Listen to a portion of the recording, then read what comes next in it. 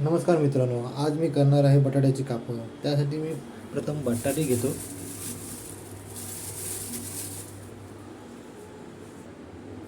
बटाटे घेतल्यानंतर ते चांगले धुतले आणि धुतल्यानंतर हे असे कापे केलेले आहेत.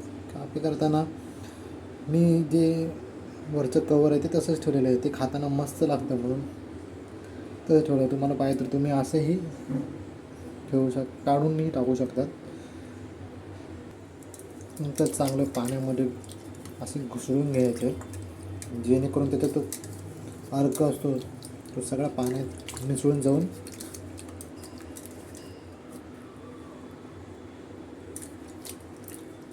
आणि मग थोड्या वेळाने ते पाणी फेकून द्यायचं आहे. आता आपण ह्या काप्यांमध्ये थोडं तेल लावणार आहोत. त्यानंतर चमचाभर आपण तेल टाकलं. आता चमचाभर आपण मसाला टाकला.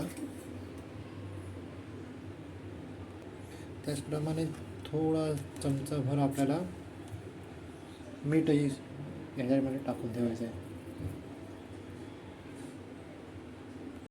चांगलं मिक्सअप करून घ्यायचं आहे. बटाट्याची कापं एकदम झकास होणार आहेत ह्यावेळी. ही बटाटे मी उकडलेली नाही आहेत. 2 बटाटे घेतलेले, एक मोठ्या साईजचा आणि एक छोटा साईजचा. आता ही एक कापं आपण मस्तपैकी शिजवायला ठेवणार आहोत. जसं मच्छी ठेवतात शिजवायला, त्याचप्रमाणे ही बटाट्याची कापं मस्तपैकी ठेवायची. मस्तपैकी पाळायला ठेवायची. मस्तपैकी बघा त्याचा आवाज सुटला. 1-2 मिनटं झाली की परत परतवायची.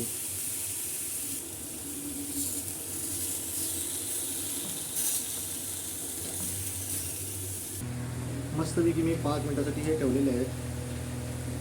हे ना खाताना मस्त असं फ्रेंच फ्राय सारखी त्याच्यापेक्षाही छान लागतं हे मराठी पदार्थ आपला. परतून ठेवलेले आहेत. तेव्हा कसा मस्तपैकी धूर निघतोय.